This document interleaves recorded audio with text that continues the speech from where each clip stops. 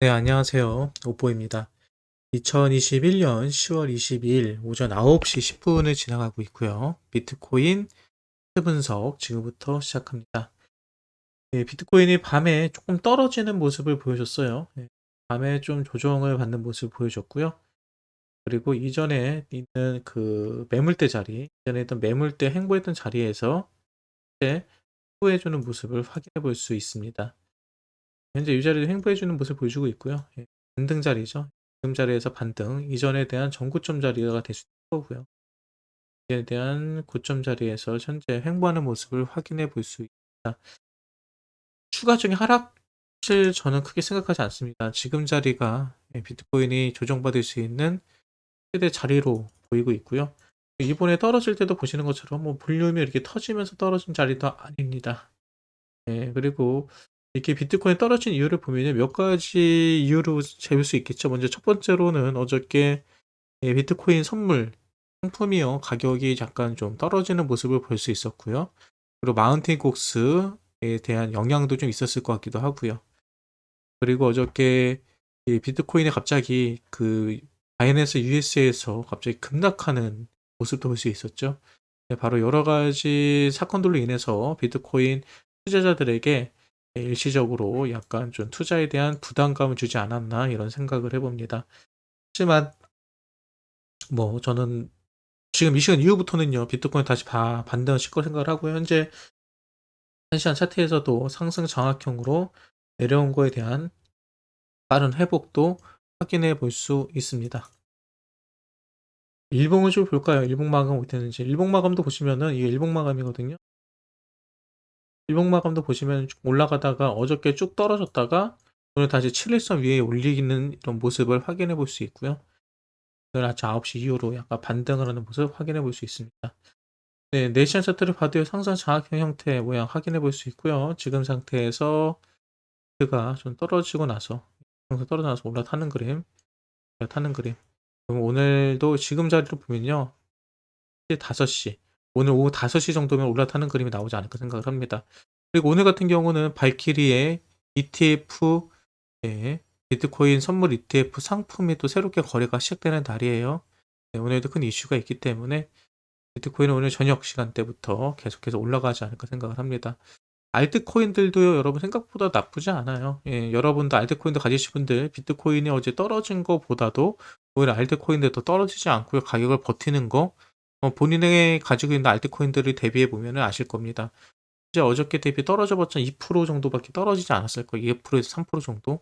그만큼 알트들도 이 비트코인의 하락에 대해서 크게 영향을 받지 않는 모습 확인해 볼 수 있습니다.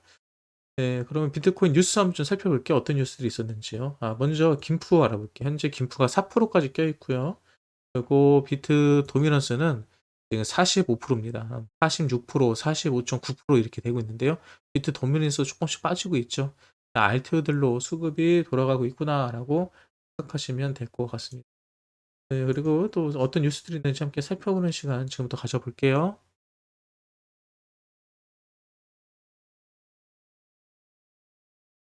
루비노드 내년 출시 암호화폐 원래 대기자 명단에 100만 명 이상이 등록을 했다. 예. 암호화폐 월렛을 만드는데도 이렇게 많은 사람들이 몰려 있다는 거 확인해 볼 수 있고요.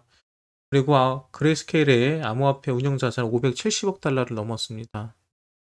계속해서 그레이스케일에 가지고 있는 비트코인의 또 암호화폐 투자 그 금액이 계속 늘어나는 것을 확인해 볼 수 있습니다. 그리고 프로쉐어 BTC 선물 ETF가 규정 위반 위기에 놓였대요. 거기에 무슨 얘기인가라고 봤더니 해당 펀드는 CME가 보여있는 선물 계약 한도를 넘길 가능성이 매우 높은 것으로 나타났다. 쉽게 말해 인기가 너무 많아가지고 너무 상품이 커져서 규정 위반이 될 수 있다라는 이런 얘기입니다. 네, 어느 정도인지 알겠죠? 상품이 규정 위반이 될 정도로 얼마 전 출시한 미국의 첫 BTC 선물 ETF가 큰 인기를 끌면서 선물 계약 한도 규정은 위반의 기회에 놓여 있다고 평가했다. 이런 얘기입니다. 네, 그리고 뭐 리플 CEO가요. 리플은 SEC 때문에 이더리움에 밀렸다. 뭐 이런 얘기 하는데요. 네, 맞는 얘기죠. SEC하고는요 조만간 좋은 결과 나오지 않을까 생각을 합니다. 그리고 아주 좋은 뉴스 하나 나왔네요. 월마트 미국 전용 매장에 비트코인 ATM기 200대를 설치했다. 이렇게 생긴 건데요. ATM기가 그 월마트 전용 전 매장에 생겼다는 거는요 어떤 걸 의미할까요? 예, 사람들이 뭐 비트코인을 가지고 뭐 물건도 뭐 현금화 시켜서 살 수 있을 거고요. 또는 예, 은행을 가거나 아니면 거래소를 사용하지 않고 오프라인에서 비트코인을 사고 팔수 할 수 있다는 거죠. 그리고 월마트 같은 경우는 일단 접근성이 좋아지는 거죠. 예, 많은 사람들이 ATM기를 별도로 예, 찾아서 돌아다니는 것이 아니라 그냥 쇼핑하러 갔다가 자연스럽게 비트코인을 사고 팔고 할 수 있는 그런 시스템이 만들어지는 것 같습니다. 아무튼 이거는요 저변 확대하는 데 있어서 상당히 도움이 되기 때문에 당연히 좋은 뉴스다라고 생각을 합니다. 예, 실제로 이 비트코인이나 암호화폐에 투자하고 싶은데 이 거래소에 가입하고 또 다운로드를 받고 또 거기다 계정을 만들고 이런 과정들이 너무 복잡해서 못 하시는 분들이 많거든요. ATM기를 통해서는 뭐 카드나 현금으로 얼마든지 비트코인이나 그 밖에 암호화폐를 살 수 있다는 거 엄청난 호재라고 보시면 될 것 같습니다. 그리고 미국 국채가요 10년물 금리가 1.7% 상승했다고 하네요. 여러분 국채가 올라가잖아요. 미국채가 올라가면은 사실 주식은 좀 떨어집니다. 왜? 금리가 올라갔기 때문에 상당히 좋은 투자처가 되거든요. 왜? 미국 국채는 되게 안전한 자산으로 보고 있기 때문에 그래서 이쪽으로 큰 돈이 몰리기 때문에 주식이라든지 아니면 금이라든지 이런 가격이 약간 떨어지는 경우도 나올 수 있거든요. 비트코인한테는 어떤 영향을 주는지도 살펴봐야 되는데 그동안 경험으로 봤을 때는요. 비트코인은 별 상관이 없습니다. 왜? 비트코인에 들어오는 사람들은 뭐 1% 2% 이자 보려고 들어온 사람들이 아니거든요. 아무튼 뭐 미국채가 조금씩 올라가고 있다는 거고요. 그리고 디파이 플랫폼 에키파이가요. 암호화폐 마스터카드를 출시했다고 합니다. 마스터카드 출시했다. 쉽게 말해서 이 카드를 사용할 수 있다는 거죠. 우리가 일반적으로 카드는 카드 그 가맹점에 다 사용할 수 있을 거고요. 그 사용했을 때 그 비용은 현금이 아니라 암호화폐로 결제가 된다. 뭐 이렇게 보시면 될 것 같아요.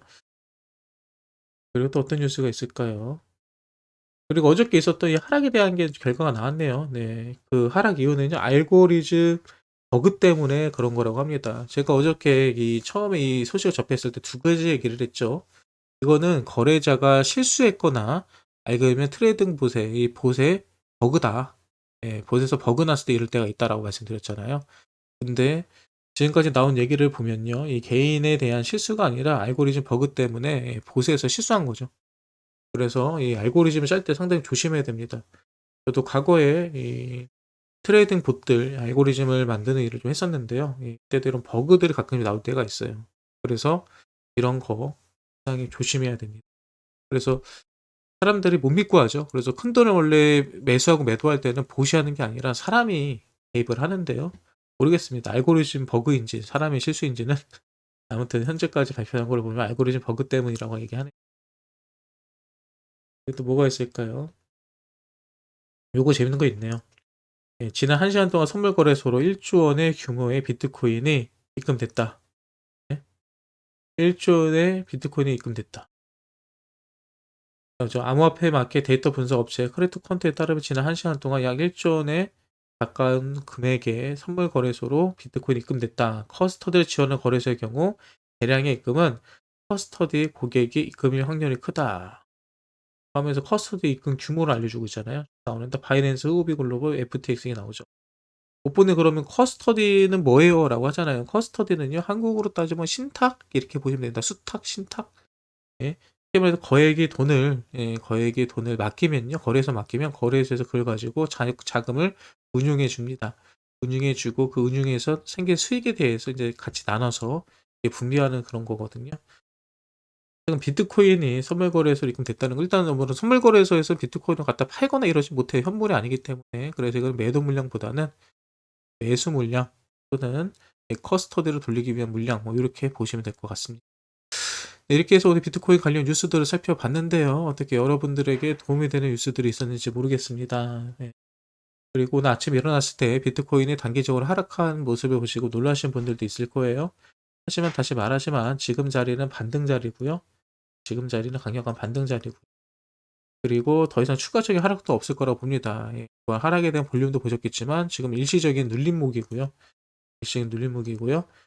거래소에도 아직까지도 특별하게 뭐 입금되는 물량들에 대해서 확인해 볼 수가 없습니다. 거래소 물량 한번 확인해 볼까요?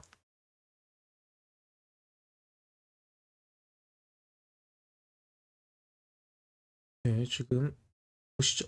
거래소에 어느 정도의 비트코인 물량을 보유되고 있는지 확인되고 있는지 보도록 하겠습니다. 여기 보시면요. 보기편을 말씀드릴게요. 이 검정색이죠, 검정색 선. 이 검정색 선이 비트코인의 가격이고요. 그리고 이 보라색 선이 바로 거래소에서 비트코인을 가지고 있는 보유 물량입니다. 이게 지금 조정이 안 되네요. 조정은 안 되는데 보시는 것처럼 실제 가격은요.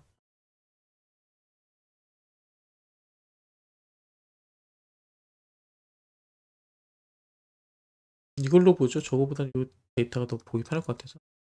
네. 비트코인 가격은 계속 상승하고 있고요. 밑에 이 그래프가 위로 올라가는 게 있고 밑으로 떨어지는 그래프가 있죠. 밑으로 떨어진 그래프는 가격이 계속 빠지고 있다는 걸 의미하고요. 위로 올라간 거는 거래소로 비트코인이 유입된 거를 의미하고 있거든요. 보시는 것처럼 비트코인은 거래소에서 계속해서 큰 물량이 오히려 빠지고 있는 모습을 확인해 볼 수가 있죠. 네, 보시는 것처럼 현재 비트코인 물량이 거래소에서 늘어나지 않고 있습니다.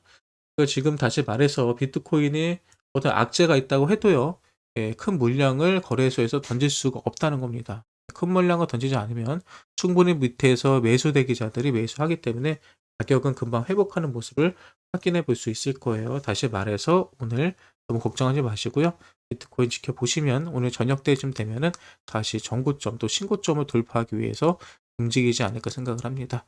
오늘 아침 차트 분석 또 뉴스 브리핑 여기서 마치도록 할게요. 오늘 오전 방송 없습니다. 이따가 점심 먹고요. 천천히 방송할 테니까 그때 뵙도록 하고요. 그리고 오늘 방송은 여기서 끝내도록 하겠습니다. 오늘도 다들 좋은 하루 보내시고요. 지금까지 오뽀였습니다.